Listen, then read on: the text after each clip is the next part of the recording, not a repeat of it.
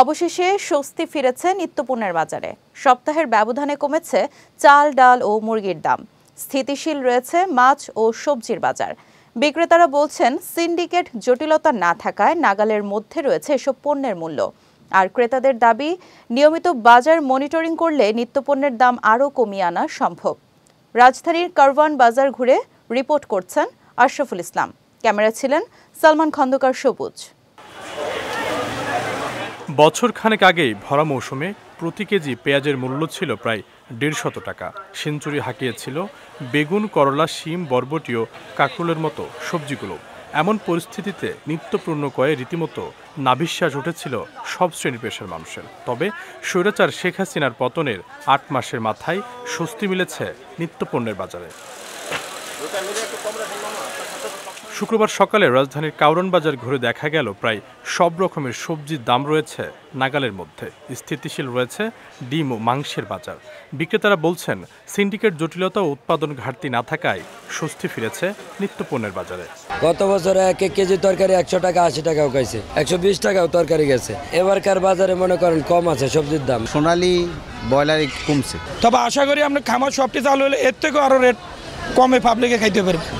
তবে সিন্ডিকেট হয়ে গেলে বাজার আবার আগের মতন হয়ে যাবে।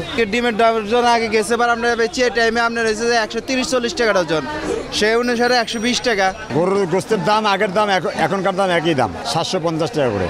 নিত্যপণ্যের দাম নিয়ন্ত্রণে থাকায় খুশি ক্রেতারাও। তবে তাদের দাবি, নিয়মিত বাজার মনিটরিং না করলে ফের আগুন লাগবে নিত্যপণ্যের বাজারে।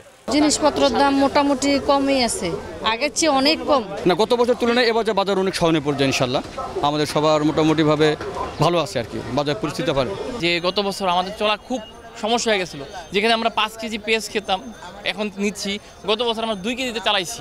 ঠিক মরিচও সেম এরকম।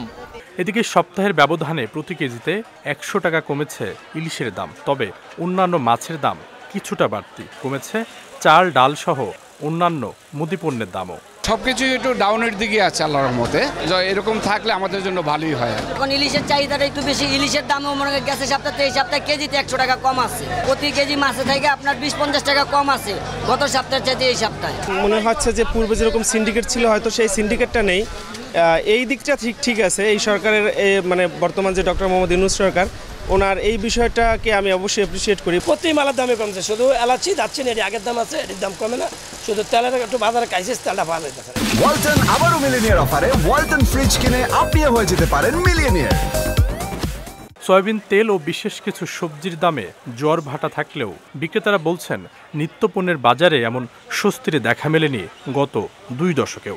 এবার রমজানে যে রেটে বেচছি মুরগি, 20 বছর আমরা এই রেটে মুরগি বেচতে পারি না। এমন কম থাকলে আমাদেরও ভালো, আমাদের খুচরা বেচা বিক্রি অনেক সেল ভালো হইতেছে। আশরাফুল ইসলাম, বিজয় টিভি, ঢাকা।